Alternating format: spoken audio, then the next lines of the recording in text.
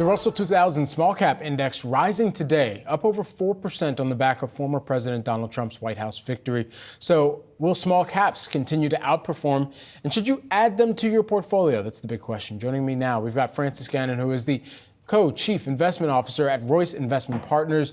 Good to have you here with us. What is the thesis now around small caps now that we are putting the election behind us and the market's reacting to a Trump victory?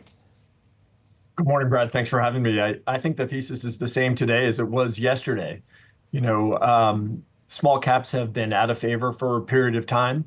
In fact, November 8th, which is Friday, will be the 3-year anniversary of the peak in the Russell 2000 back in 2021. And it's hard to believe that the 3-year return for the Russell as of this morning was actually negative over 1%.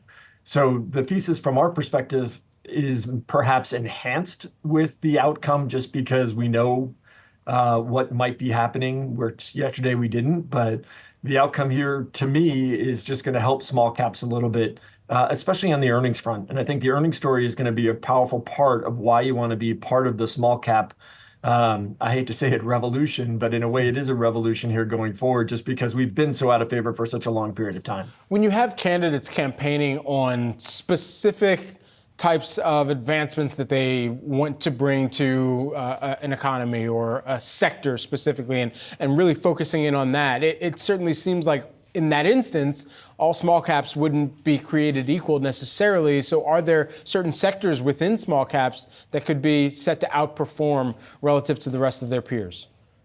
Yeah, sure. I think part of the small cap story is that many of the trends in place yesterday, even before the election, are going to continue. So reshoring, for example, is a national thing that we're going to see more and more of going forward. And that is clearly going to benefit small cap companies. And I think what the market has missed over the past several years is that there are enormously innovative companies in the middle of the country that do phenomenal things that the market is just not priced or overlooked for. So I would say focus on the more economically sensitive areas of the market, industrials, machinery type businesses.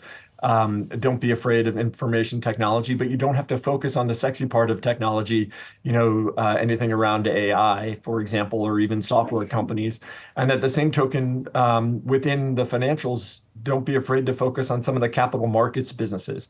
I think one of the things you probably will see going forward is increased M&A activity, and many of the advisory firms are going to benefit from those trends. So there's a lot of ways to be playing what could be a more American-focused, set opportunity over the next several years, given the who's now occupying the White House.